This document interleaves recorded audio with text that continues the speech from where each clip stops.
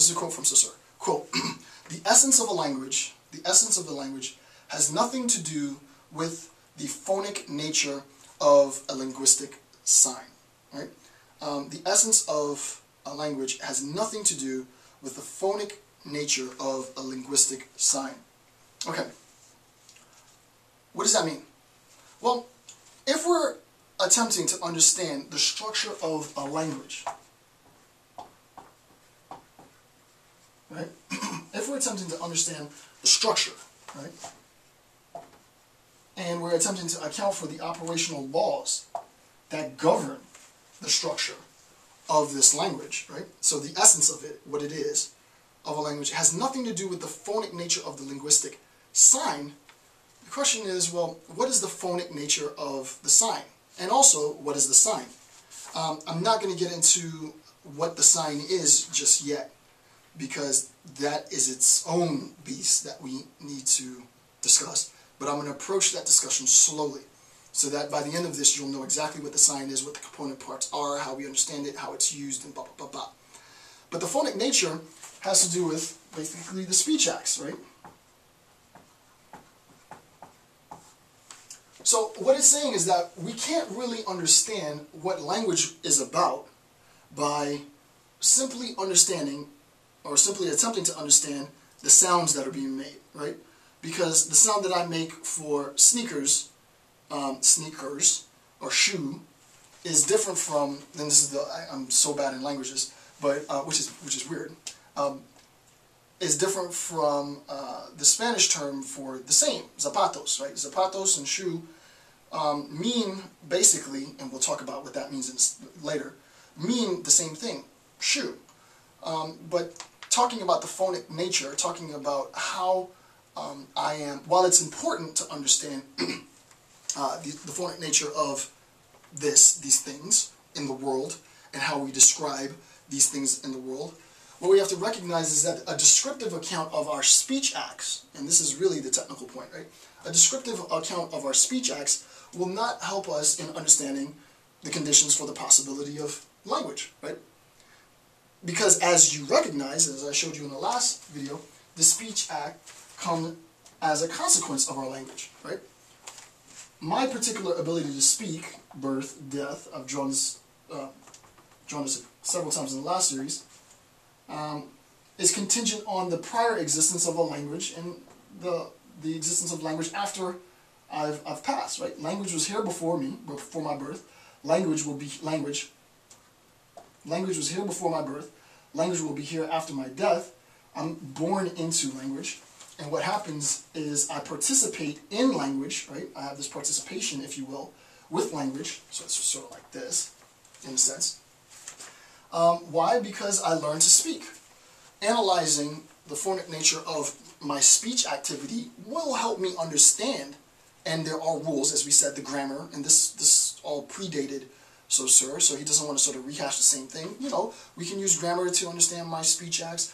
We can use philology to analyze texts and things that are written. We can use comparative philology to analyze very complex ideas, but what he wants to do is elevate the discussion from an analysis of speech to an analysis of language itself, right? So for Saussure, this is, in order to understand what he's doing, what Saussure is doing, you have to understand that what he's saying is that the essence of what I'm about to do, right, this whole systematic analysis of language, this has nothing to do with the phonic nature of the linguistic sign.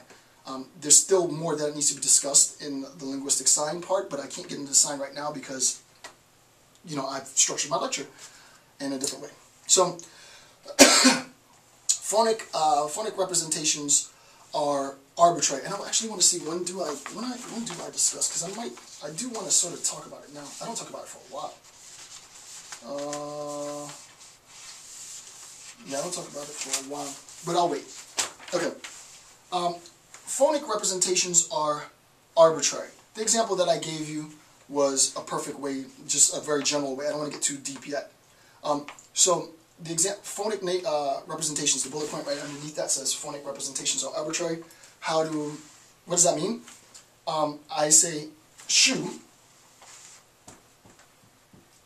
someone spent, and I don't have, forgive me if I spell this wrong, I think it's Z-A-P-A-T-O-S, zapatos.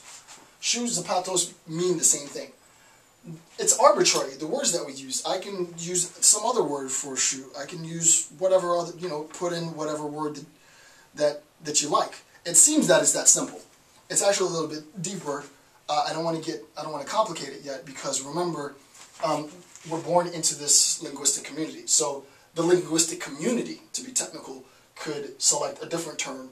I, as an individual, can't select a different term.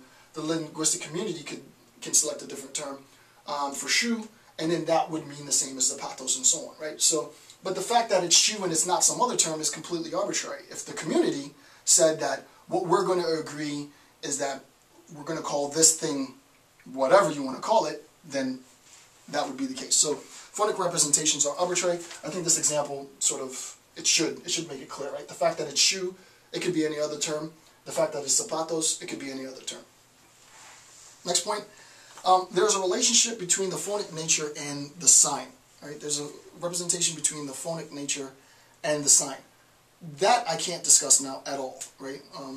Just sort of keep, highlight that, put a star by it, because later you'll see what that means. This is also, that point is very important. That's a pretty deep point. That's going to help to answer the question that I asked before I started this series, which was, what is the semiological status of the signal inconceivable and the signification ineffable, right? We need to understand sort of the nature and the structure of the sign, but it's a very complex discussion, and I don't want to just jump right in. I want to gradually work our way towards that.